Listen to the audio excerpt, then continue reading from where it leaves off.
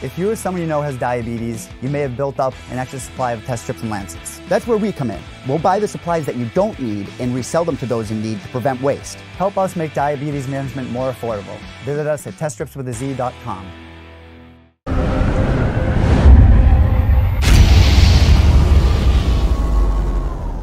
We have Aaron Jeffery here on the show, the first Canadian to be featured on Dana White's Contender Series. He did so last month, and he's already getting ready to return in the main event of Combat Zone 71 Prevail, which is going to take place in Manchester, New Hampshire next Friday night. He's going to take on Dennis Olson. Aaron, how are you? I'm doing good, my man. How are you? I'm doing great, and thank you for doing this. I know the result wasn't what you wanted last month when you fought Brendan Allen, but you were able to make a bit of history and represent Canada on the Contender Series, and I know there are so many things to think about when it comes to preparing for a big fight, but hindsight being what it is, what does that mean to you to be the first Canadian featured on the show? It's probably not something that I'm going to think about too much at this point. I think maybe if the fight would have went the other direction, I would have been a bit more proud at that point. But yeah, it's a little bit of a bummer, but can't really dwell on it too much.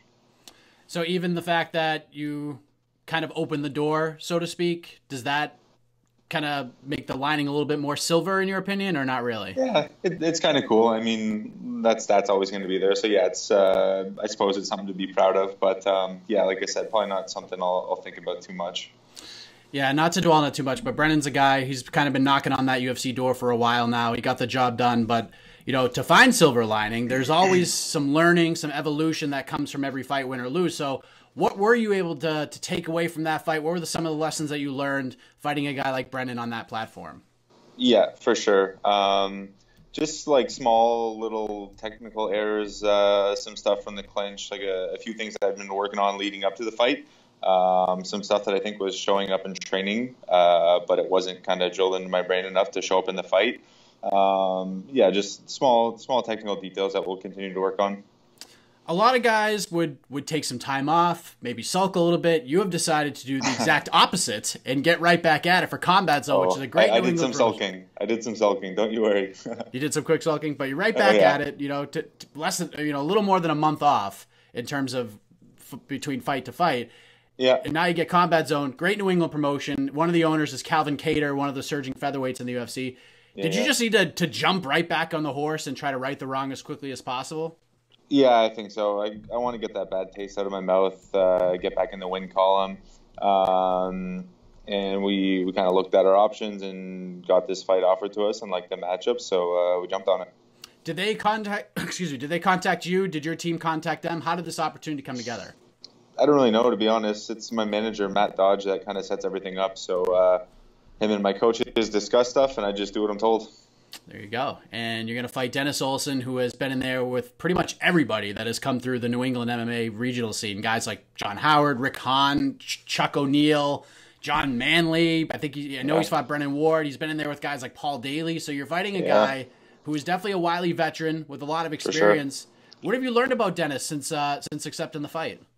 Yeah, he's a solid grappler for sure. Like you just said, he's very experienced and he's had a ton of fights. So I think he's going to be a tough opponent, but I think it's a good matchup for me.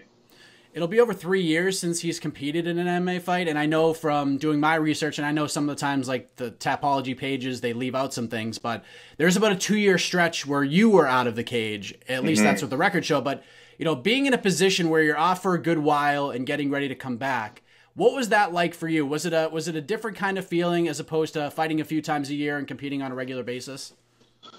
Yeah, the first fight back for sure is you got like the ring rust and the nerves, and it feels like your first fight all over again. So I definitely wouldn't want to take another layoff like that again.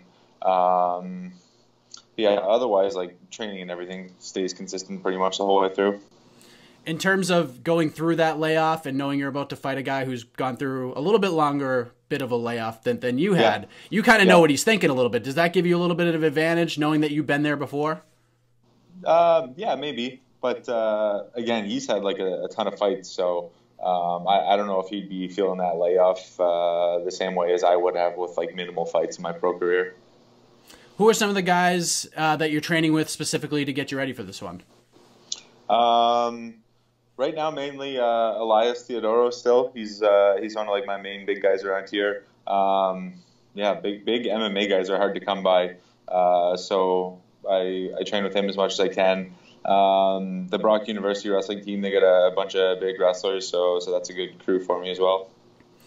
How do you see this all going down in the main event of Combat Zone 71? You're coming into New England, coming into New Hampshire, taking on a hometown guy who's going to have a lot of support. How do you see yourself disappointing a lot of the New England fans who's going to be attending this event? I don't know how it's going to go down, but I'm just looking forward to getting back in the win column, and I think that's going to happen. You certainly don't want to look past Friday night, and while the Contender Series fight didn't go your way, you're still very young in the sport. You're 26. You're about to turn 27 at the end of the year, so your road is just getting started. So what kinds of goals have you set for yourself for the rest of the year? Like, do you want to stay as active as possible, just take as many fights as you can and sort of get back on the radar? Yeah, I think one more fight for sure after this one. Probably take a bit of a break after this one, decompress a little bit, kind of look at the landscape, see what the options are. Get one more fight in before the end of the year, and then start looking at options again. Hopefully UFC is still not too far away. Yeah, I don't think it is. I mean, you got on the radar. It wasn't the tryout you were hoping for, so to speak, but you're there. You're on the radar. You got to that point, so there's always these different opportunities that can come along, and who knows? If you go relatively unscathed and you can move on, maybe something happens in Vancouver. You never know. That's right. There you go. Aaron Jeffery returning to action next Friday night here in New England at Combat Zone 71, takes on Dennis Olson in Manchester, New Hampshire. Combat Zone, for those who don't know, they always put on a great night of fight, so this one's going to be no different, so make sure you check it out. Make a weekend of it if you're in New England. You can check out Combat Zone on Friday, go to Connecticut on Saturday and check out Bellator. Make it happen, everybody. Aaron, before we let you go, man, let the folks know where they can find and follow you on the web, social media, any shout-outs, anything else you want to get off your chest. The floor is yours. Yeah, everywhere on social media at AAJ MMA. Just a big thanks to my team, my manager, all my training partners, everyone that's supporting me. Thank you, Aaron. All the best to you for the rest of camp and in the fight next Friday night. Appreciate the time. Awesome. Thanks, man.